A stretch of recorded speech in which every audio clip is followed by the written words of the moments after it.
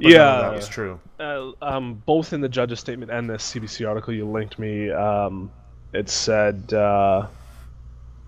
um both Michance and Cross said they fled down the farm's driveway, and both said they heard bullets whizzing in their direction. Um, but I mean, out there, they're not gonna find the bullet to find the trajectory to prove what direction the gun was fired in.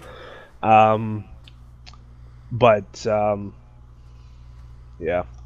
Uh, as far as the bullets whizzing past them, I don't know what to say about that. There's no way to prove or disprove Well, anything there. it was the RCMP said it wasn't true because he didn't have enough ammunition to do all that.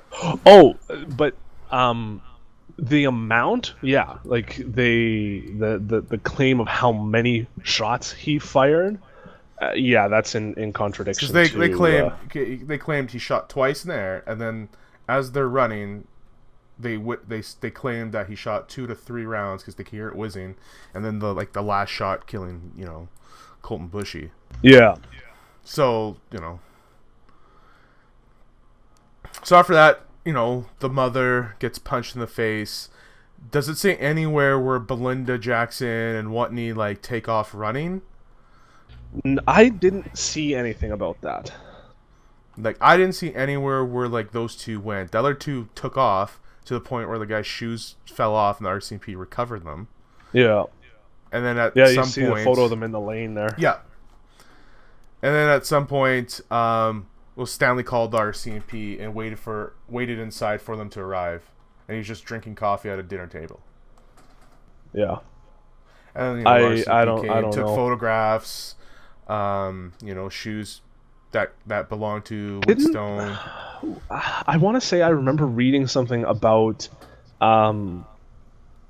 someone else, like the other people that were involved in all of this, like that were in the gray SUV with Colten Boushie, that someone or maybe a couple of them got arrested following this as a result of another investigation that was going on, like into like stolen vehicles or vandalized vehicles or something. Yeah, I think it was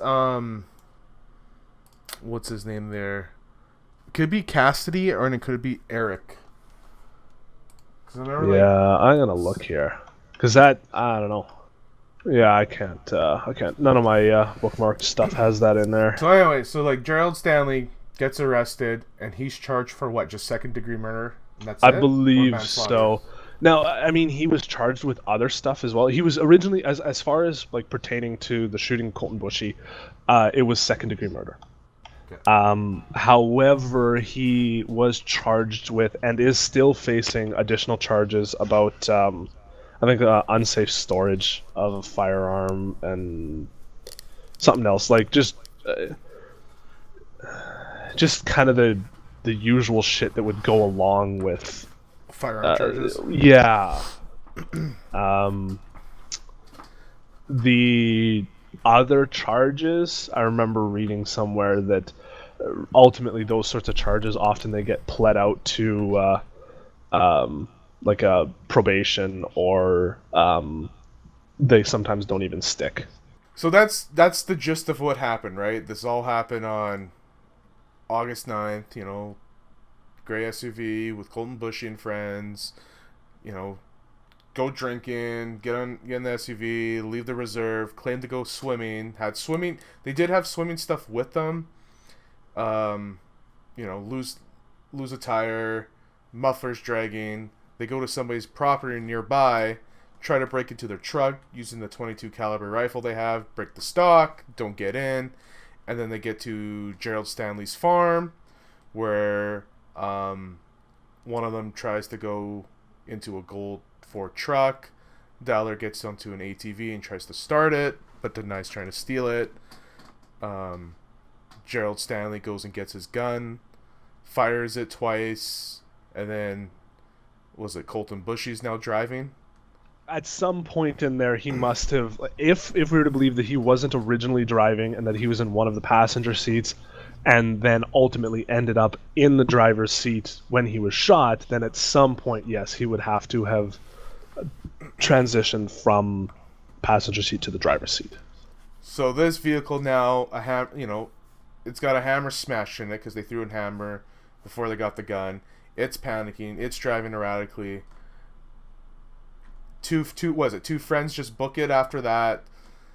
Was it Gerald Stanley comes up to the vehicle, fucking fires a gun, fires it, gets startled because he tries to shut it off, thinking his wife's underneath.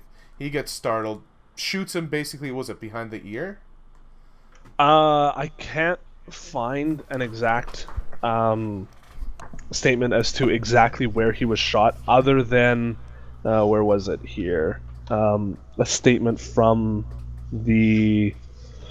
one of their experts that they called that where is it here?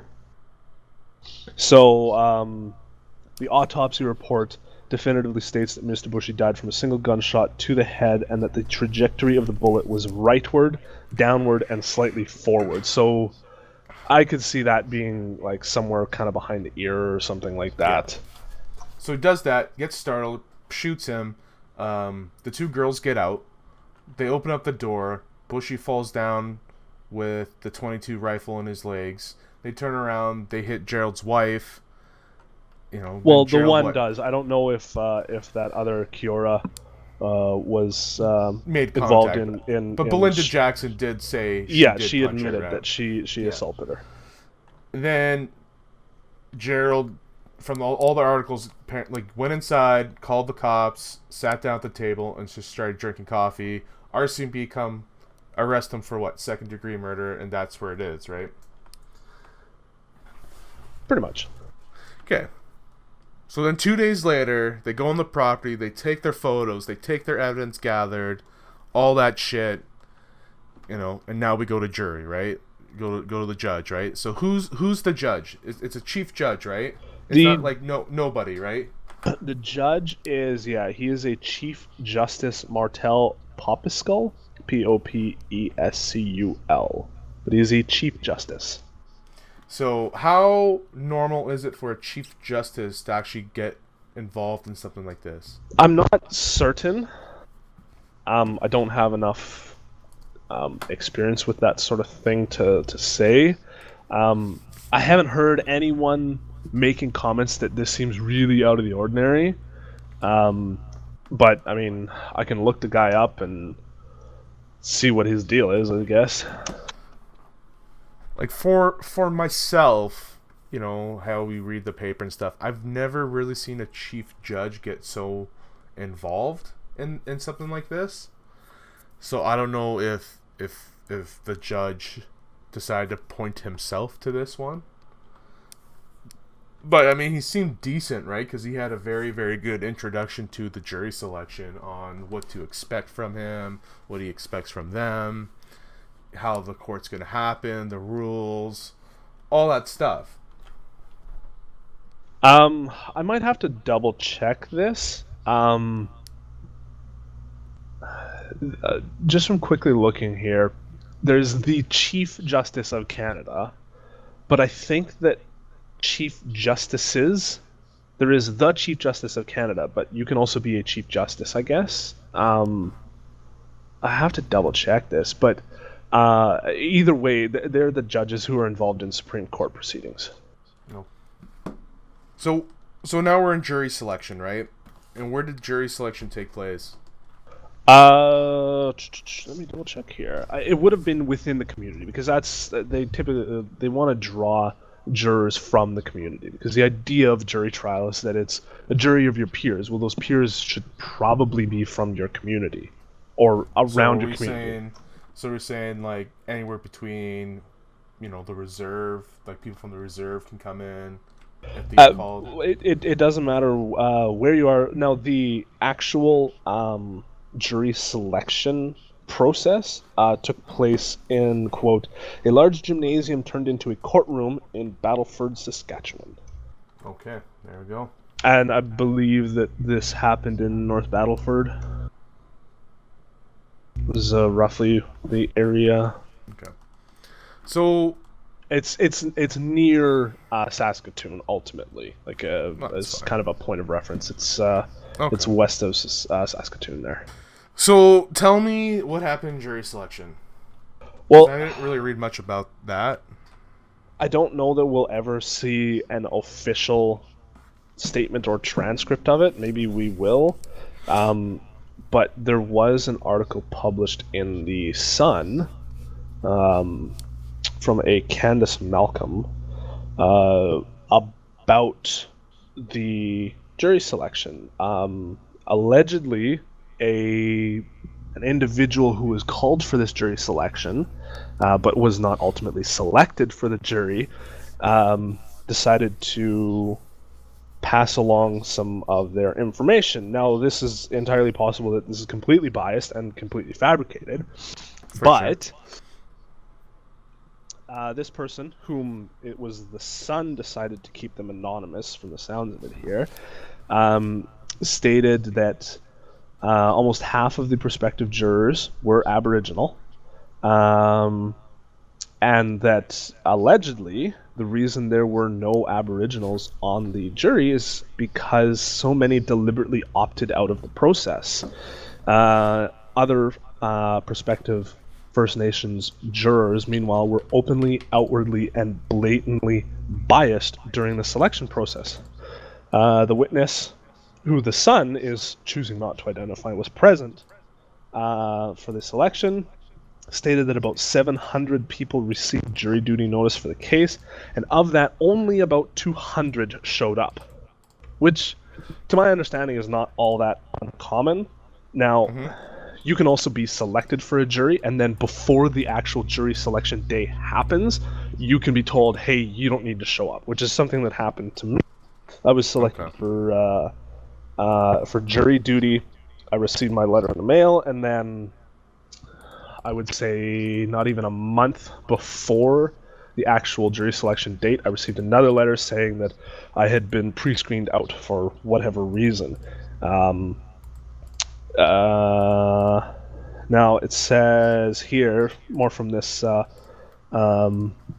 prospective juror, they said they sat in the back and got a better idea of who all was there. On the one side of the room, it was primarily Caucasian people with a few Filipinos and a couple black people, and peppered in was a handful of First Nations people. On the other side, it was maybe 3/4 First Nations.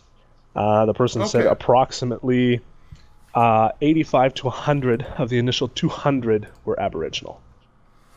So that's a good chunk. That's a good chunk. Yeah. We can both agree, right? If we're to believe what this person is saying, now again, there's no way to definitively prove that they're being true, but we'll just operate for now under the assumption that they're telling the truth.